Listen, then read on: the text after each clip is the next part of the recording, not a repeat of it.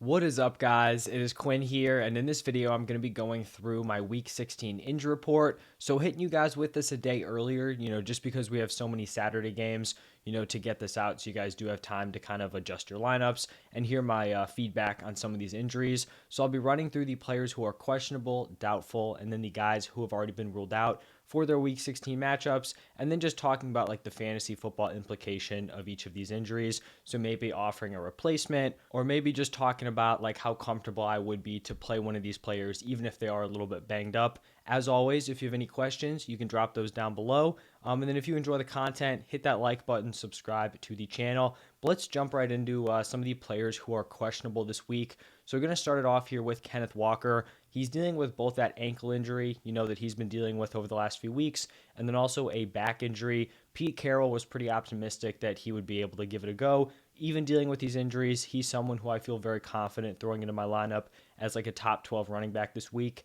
Then we have Noah Fant, who is dealing with a knee injury. And actually, Noah Fant cracked my tight end rankings. I think I had him at like tight end 16 or 17. And the reason for that, I'll get into it a little bit later. But Tyler Lockett not going to be playing. So I thought Noah Fant, maybe could get some more reps. Him and Will Dissly are splitting opportunities pretty 50-50. But maybe he can get a little bit more involved. Now dealing with an injury, just not sure, how comfortable I'd be playing him. If you're super desperate, I could see you throwing him in there, but definitely not like a top option this week. And then we have Marquise Goodwin, who I think a lot of people kind of like as the replacement for Tyler Lockett. He's dealing with both a wrist and ankle injury, so we'll see what his status looks like. In my opinion, he kind of feels like a trap play. You like the guy coming in. He's going to have the solid role as the number two wide receiver, but it's easy to fall into this trap with wide receivers where you just think the backup is going to step right in. But in reality, you have to be talented enough to earn those opportunities. So I know he has had a few big games this season. I'm just not really ready to, play him as like a top 36 wide receiver.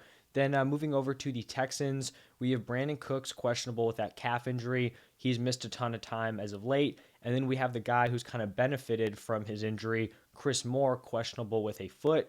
I think Brandon Cooks actually has a decent shot of playing in this game.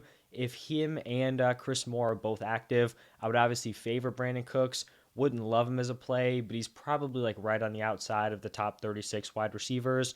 And then we have Treylon Burks questionable with concussion. I've been a big Treylon Burks guy throughout the season. Like I always talk about him as a top waiver wire target. When he's active, I do like him as a wide receiver 3.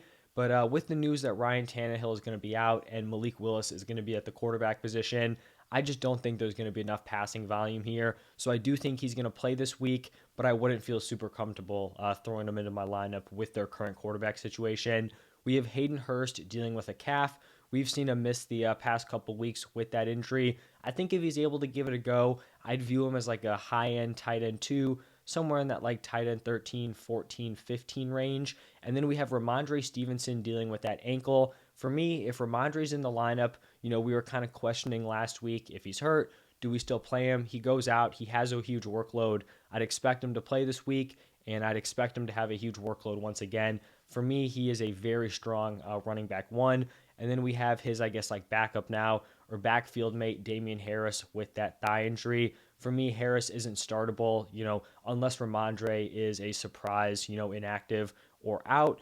And then we have Jacoby Myers dealing with a shoulder injury. He's definitely fallen off as of late. He'll still be operating as the wide receiver 1. We also have Devonta Parker out with, I believe, a concussion. So, maybe if you're desperate, you throw him in there as like a back end wide receiver 3, but I'd prefer to have other options, especially if you are in the fantasy football semifinals. Then we have Deontay Johnson, questionable with a toe injury. I think, we're going to see a drop off in Deontay because we're going to be going from Mitch Trubisky now back to Kenny Pickett, who has cleared concussion protocol. So I still view Deontay as a mid to back end wide receiver 3 if he does play, but I wouldn't be expecting the numbers we saw when Mitch was there because as we know, Mitch just peppers Deontay with targets. Next up, we have Aaron Jones, who is dealing with a knee injury. I'd expect Aaron Jones to give it a go. He's been a limited participant throughout the week. If he plays, you got to feel very confident throwing him into your lineup. And then we also have A.J. Dillon, who isn't really on the injury report because he cleared concussion protocol, so he should be good to go also. I like Aaron Jones as probably an RB1 this week, and then A.J. Dillon as like a back end RB2. We have Jeff Wilson in that matchup dealing with a hip injury. I don't really think Jeff Wilson is, fantasy relevant on his own. However, if Jeff Wilson misses, it definitely bumps up the value of Raheem Mostert, who's probably then more of a mid-tier RB2, maybe even high-end RB2. If Jeff Wilson plays, then he's probably more of like a high-end running back 3 this week. We have Latavius Murray dealing with a foot injury. I do think Latavius Murray is playable as probably like a fringe top 24 running back, but if Latavius Murray is out, like, I'm not trying to mess around with this backfield. I'm not trying to get cute and play a Marlon Mack. I think it's just going to be a gross situation if Latavius Murray is not able to go. And then on that same team, we have Courtland Sutton, who is still dealing with that hamstring injury. At this point, like, I don't have a ton of confidence in playing. I believe he's been a limited participant this week. I think if he's out, you definitely give Jerry Jeudy a bump, who has been playing at a high level over the past couple of weeks. For the Buccaneers, we have Julio Jones dealing with a knee injury. I wouldn't say Julio is fantasy relevant on his own.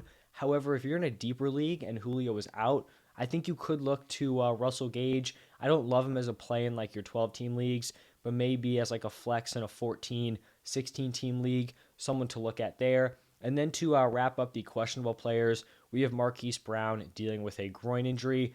Honestly, just a lot of things kind of going against Marquise Brown this week.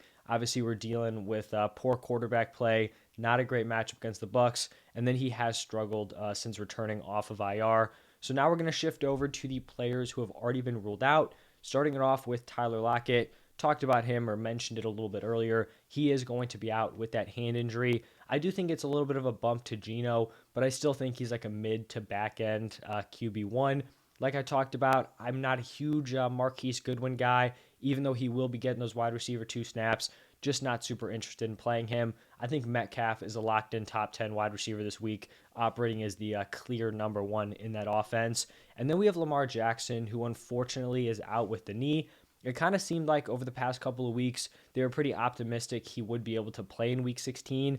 That's just not the case. They're going to be rolling with Tyler Huntley, who I believe was also dealing with a shoulder injury. So he's a little bit banged up, but he will be good to go. I think we can view Huntley somewhere in that like quarterback 14, 15, 16 range, somewhere in there. So if you are desperate, you could throw him in there, if the waiver wire is pretty barren. I don't think he's a terrible play. Unfortunate, though, that we're not going to be getting Lamar Jackson back this week. Also, if we're looking at Mark Andrews, I think it's definitely a hit to Andrews. I believe I had him as my tight end 2. If you have one of those guys at like tight end 3, 4, 5, 6, and you just feel more comfortable with one of those guys, you don't trust Andrews, I don't think it would be crazy to, play like a Schultz or a Hawkinson over Andrews this week. Maybe even a Waller if you think he's going to get a bump in usage.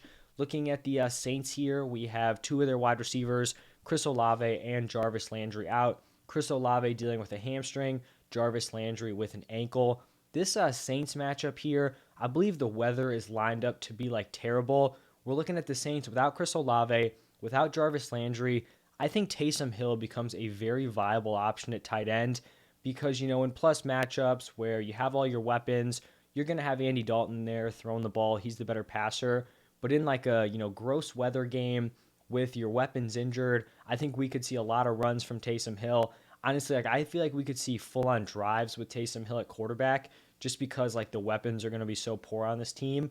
Maybe if you're looking at a Rashid Shaheed, I guess you could play him. I personally don't love it. He kind of seems like a, boomer bust play guy, and I just don't know if I'm trusting it in that weather with a lot of potential Taysom Hill usage. But I think the big winner here is Taysom Hill if you can play him at that tight end designation.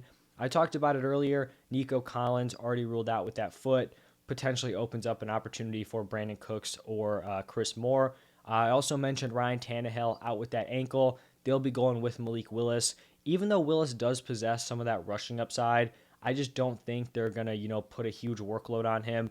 I feel like the passing volume is just not going to be there. And I just think he has a very, very low weekly floor. So someone who I would be fading this week. As expected, Deebo Samuel out with that knee injury. I know Brandon Ayuk really disappointed in his first game, like with Deebo out, operating as the wide receiver 1. I'm willing to go back to the well on Brandon Ayuk and trust him as a solid wide receiver 2 this week. Jalen Hurts, there was, I guess, some potential that he would be able to give it a go. They officially ruled him out, so they'll be rolling with Gardner Minshew. I like Minshew as a high-end wide receiver 2, probably one of the most competent backup quarterbacks in the NFL. I'm also not panicking on his weapons. I still like A.J. Brown, Devonta Smith, and Dallas Goedert as very strong plays. And then the final player who has been ruled out, Colt McCoy, mentioned the poor quarterback play for those Cardinals weapons. He's been ruled out with a concussion. They're going to be rolling with Trace McSorley. I think it's a hit to both D-Hop and Marquise Brown. I think early on in the week, I had DeAndre Hopkins ranked as probably a high-end wide receiver 2. I'd probably be moving him down mid-tier wide receiver 2, maybe even like around wide receiver 20 area. It's tough because you're battling, like a player who is clearly incredibly talented and has put up great production, but then you're also just looking at this situation, and this could be a truly terrible performance from that Cardinals offense. So something to kind of consider over the next few days. But that is going to wrap it up for the Week 16 injury report. If you have any questions, it doesn't have to be injury related. It could also be injury related. Drop those down below. I'll make sure to get back to you. As always, thank you guys for stopping by, and I will see you in the next one.